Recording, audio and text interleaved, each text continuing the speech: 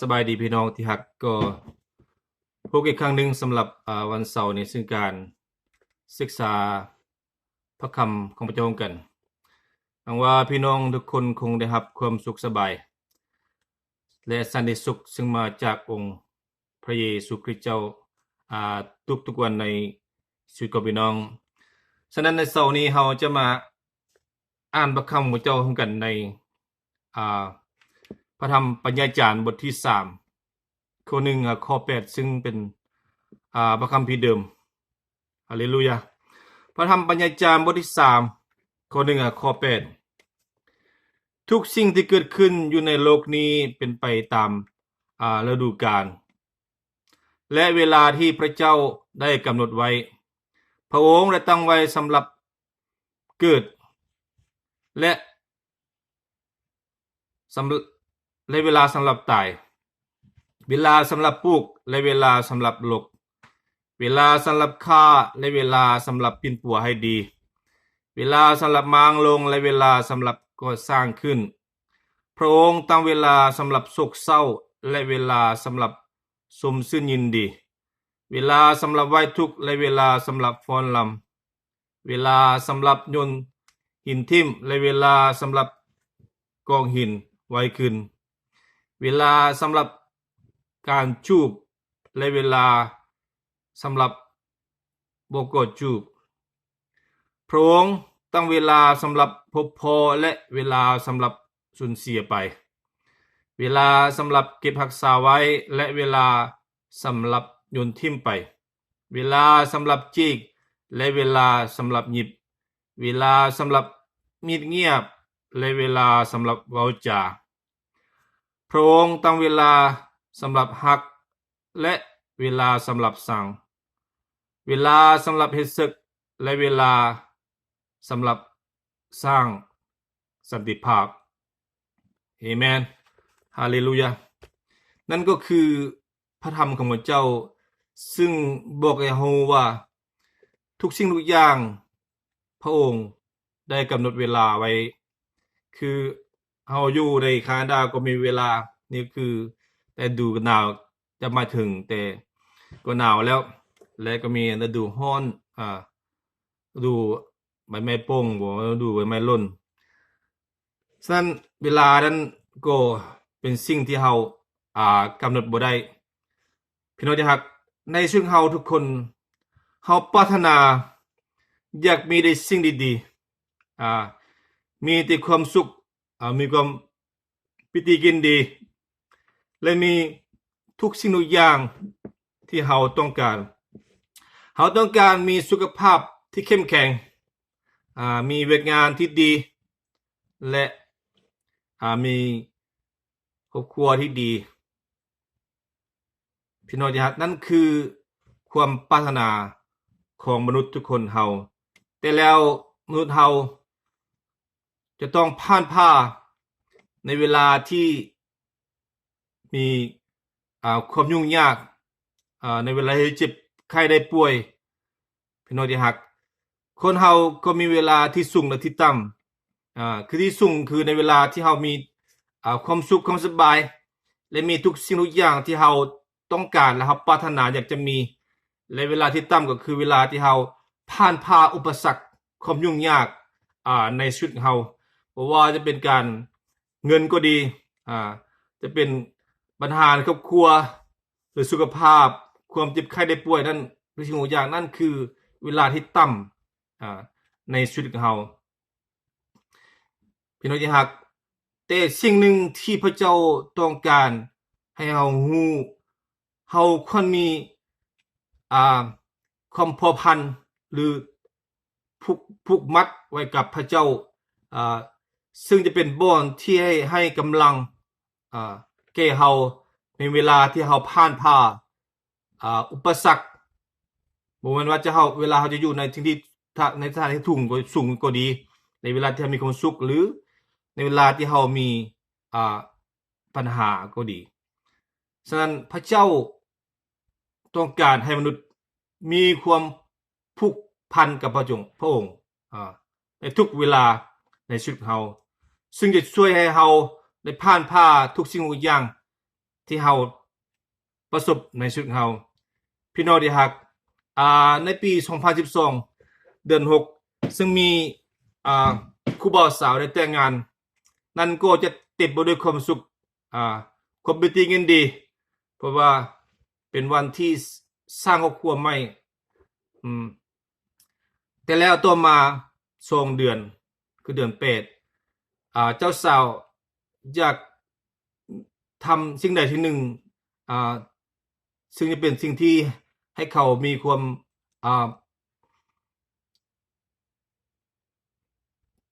พบกับสิ่งที่เขาต้องการอยากเฮ็ดคือให้เขามีความสุขและเป็นสิ่งที่จะลึกไว้ในชีวิตของเราฉะนั้นเราได้นุ่งเครื่องสุดที่แต่งดองแล้วก็พานักถ่ายรูปไปแม่น้ำแห่งหนึ่งซึ่งเป็นแม่น้ำที่มีน้ำไหลแห้งและเราก็ได้ไปถ่ายรูปอยู่ในแม่น้ำซึ่งนุ่งเครื่องในชุดแต่งงานที่แรกแล้วก็ไปบนลึกปานใดแล้วก็ถ่ายรูปแล้วก็บอกให้ผู้ถ่ายรูปเวลาอยากไปถ่ายที่บนลึกหน่อยนึงแล้วก็น้ำมันยังไหลแห้งแต่เวลาเราไปนั้นเราได้ล่มลงย้อนว่าน้ำไหลพัดเราเราก็เลยห้องขอความช่วยเหลือจาก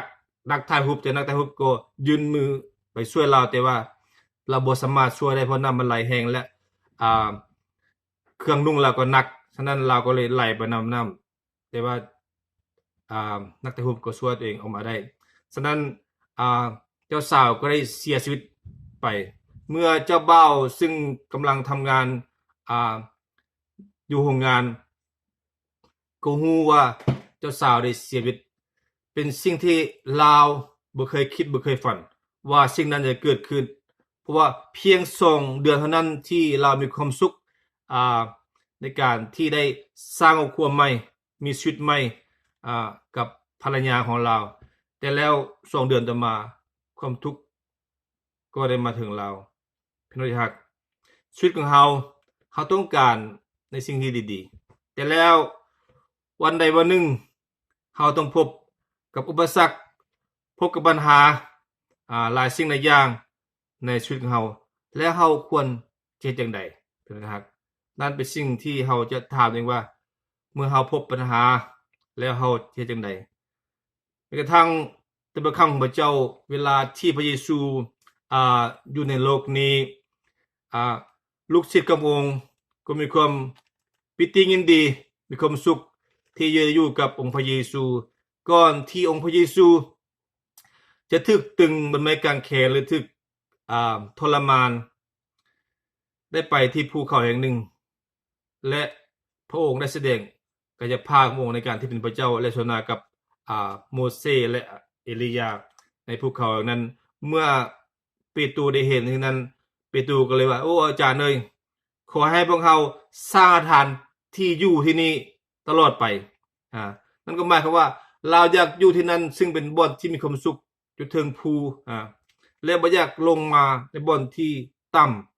ำซึ่งบ่อนที่ต่ำก็คือจะพบกับสิ่งยุ่งยากปัญหาหลายสิ่งหลายอย่างในชีวิตของเราแต่แล้วสิ่งนั้นเป็นสิ่งชั่วคราวที่เรามีความสุขมีความเป็นกินดีต่อมาองค์พระเยซูพระผู้ช่วยของเราก็ได้ถูกตึงบนไม้กางเขนนั่นก็เป็นสิ่งที่ลูกศิษย์ของพระองค์ได้อยู่ในบ่อนที่ต่ำที่สุดบ่อนยุ่งยากที่สุดที่เขาได้พบเห็นเพราะว่าเมื่อเขาได้ฮู้ว่า3 วันต่อมาองค์พระเยซูได้ขึ้นพระชนม์และมีชีวิตอยู่ใหม่เป็นให้เขามีความปิติยินดีและได้มีความเฉลิมฉลองในศาสนาที่องค์พระเยซูคริสต์มีเพื่อจะให้เขามีชัยชนะเหนือทุกสิ่งทุกอย่างในชีวิตของเขาพี่น้องที่รักในชีวิตของเราทุกคนเรามีเวลาที่อยู่ในที่สูงและเวลาที่อยู่ในที่ต่ำคือเวลาที่เรามีความสุขสบายและเวลาที่เรามีความทุกข์และปัญหาเมื่อเรา บ่ฮู้พระเยซูเมื่อเฮามีปัญหาในชีวิตหลายๆคนก็ซอกทางออกที่แตกต่างกันไปบางคนก็ไปที่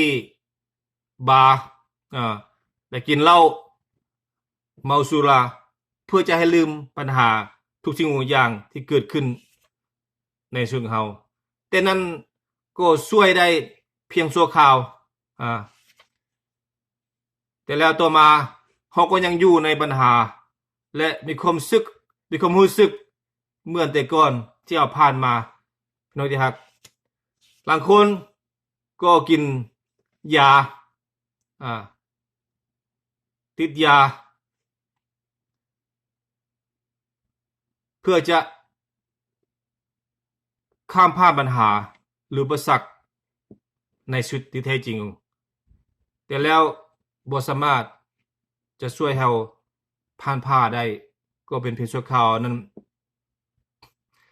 พี่น้องที่ฮักคนเฮาต้องการอยากจะหลีกเลี่ยงปัญหาในชีวิตบางคนที่อ้วนพีมีปัญหาทางด้านสุขภาพหรือบางคนมีความกดดันในชีวิตเป็นแนวคิดก็ดีเพราะว่าจะเป็นทางด้านครอบครัวการงานทุกอย่าง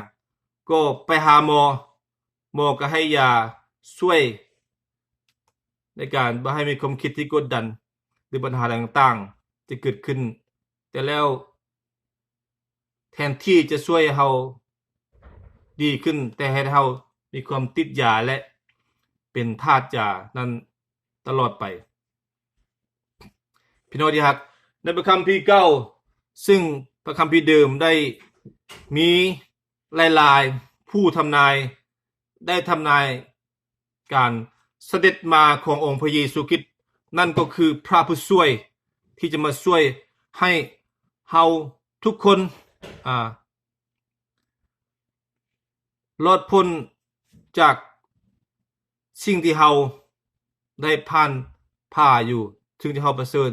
อยู่ในโลกนี้พระข้าพเจ้าได้บรรยายถึงสถานที่ของพระผู้ช่วยจะมาเกิดนั่นก็หมายความว่าเวลาที่องค์พระเยซูมาประสูตินั่นก็คือพระเจ้าทรงอยู่กับเฮาพระผู้ช่วยทรงให้เฮามีความปิติยินดีถึงไม่ว่าเฮาจะผ่านผ่าอุปสรรคใดก็ตามพี่น้องครับพระเยซูมาในโลกนี้เพื่อจะให้เฮามีบ่อนที่พึ่งพาอาศัยเพื่อให้เป็นบ่อนที่ให้เฮามีความผูกมั่นกับพระเจ้าในเวลาที่เฮาจะผ่านผ่าอุปสรรคในชีวิตของเฮาพี่น้องที่รักคนเฮาทุกคนต้องผ่านผ่าในเวลาที่มีความสนุกสบายและเวลาที่ประเสริฐปัญหาและทุกข์ยากในชีวิตของเฮานั่นก็เป็นวงเวียนในชีวิตของเฮาพี่น้องที่รักเมื่อเฮาฮู้พระเยซูเมื่อเฮามีพระเยซูในชีวิตของเฮาจะเป็นบ่อนที่ช่วยเฮายั่งยืนยึดมั่นอยู่ในชีวิตของเฮาถึงแม้ว่าจะมีพายุใดก็ตามเมื่อเฮามีพระเยซูนั้นก็บ่แม่นหมายความว่าเฮาจะบ่ได้มีความทุกข์ยากลำบากหรือประสบปัญหาแน่นอนชีวิตเฮาต้องประสบปัญหาและก็ผ่านผ่าอุปสรรคหลายสิ่งหลายอย่างแต่แล้วเมื่อเฮามีพระเยซูเฮาก็รู้ว่าพระเจ้าเป็นพลังที่จะช่วยให้เฮาผ่านผ่าอุปสรรคยืนอยู่ได้ตั้งมั่นอยู่ได้ย้อน องค์พระเยซูองค์พระเจ้าซึ่งเป็นผู้ที่ช่วยให้เราได้ยืนมั่นอยู่ฉะนั้นเราควรจะมีชีวิตใกล้ชิดกับพระเยซูผูกพันกับองค์เจ้าตลอดทุกเวลาพี่น้องที่รักพระเจ้าสร้างมนุษย์ขึ้นมาเพื่อให้มีความพัวพันและมีความผูกพันกับองค์พระเจ้าตลอดทุกเวลาพระเจ้าบ่ต้องการให้มนุษย์เฮาอยู่โดยลำพังและประสบปัญหาทุกสิ่งทุกอย่างด้วยตัวของเฮาเองพระเจ้าต้องการให้เฮารู้ว่าพระองค์ทรงอยู่เคียงข้างเฮาทุกเวลาในเวลาที่เฮาประสบปัญหาหรือลมพายุในชีวิตของเฮาพี่น้องที่รักเฮาจะมาอ่านในพระคำฟิลิปปีบทที่4ข้อ6กับข้อ7พระธรรมฟิลิปปีบทที่4ข้อ6กับข้อ7อย่าทุกข์ร้อนใจด้วยสิ่งใดเลยแต่จงทูลเรื่องความปรารถนาทุกอย่างของพวกเจ้าต่อพระเจ้าด้วยการภาวนาอธิษฐานด้วยการอ้อนวอนทูลขอและด้วยจิตใจโมทนาขอบพระคุณแล้วสันติสุขอันมาแต่พระเจ้าซึ่งเกินความเข้าใจจะเฝ้ารักษาจิตใจและความคิดของเจ้าทั้งหลายไว้ในพระเยซูคริสต์หรือว่าไว้ในพระคริสต์เจ้าพระเยซูของเฮาพี่น้องที่รักเพราะว่าเฮาจะผ่านสิ่งใดก็ตามเฮาต้องทูลขอต่อพระองค์เจ้าและมอบสิ่งทุกอย่างกับพระองค์เจ้าสิ่งสำคัญคือมนุษย์เฮาเมื่อเฮาผ่านพายุในชีวิตเฮาอยากรักษาไว้ตัวเองแต่แล้วสิ่งนั้นก็จะทำลายเฮาเฮ็ดให้เฮามีความกระวนกระวายแต่พระเจ้าต้องการให้เฮานำสิ่งที่เฮามีอยู่ในชีวิตเฮาปัญหาที่เฮามีในชีวิตเฮามาหาองค์พระเยซูและก็มอบไว้กับองค์เจ้าเพราะเฮารู้ว่าพระองค์เจ้าเป็นบ่อนที่ช่วยเฮามีความปิติยินดีถึงแม้ว่าเฮาจะผ่านลมพายุในชีวิตก็ตามแต่พระเจ้าจะช่วยเฮายืนอยู่ได้และมีความปิติยินดีในชีวิตของเฮาพี่น้องที่รักถ้าพี่น้องยังบ่มีความยึดมั่นหรือบ่มีความเข้มแข็งในการเชื่อมั่นในองค์พระเยซูก็ขอให้พี่น้องรู้ว่าเมื่อเฮามีพระเยซูในชีวิตของเฮาจะมีปัญหาใดก็ตามพระเจ้าจะช่วยเฮาออกจากสถานการณ์นั้นได้แต่พี่น้องบางคนที่ยังบ่รู้จักองค์พระเยซูหรือยังบ่มี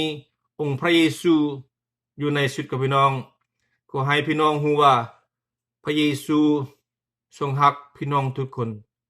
และพระเยซูต้องการให้พี่น้องรู้ว่าพระเยซู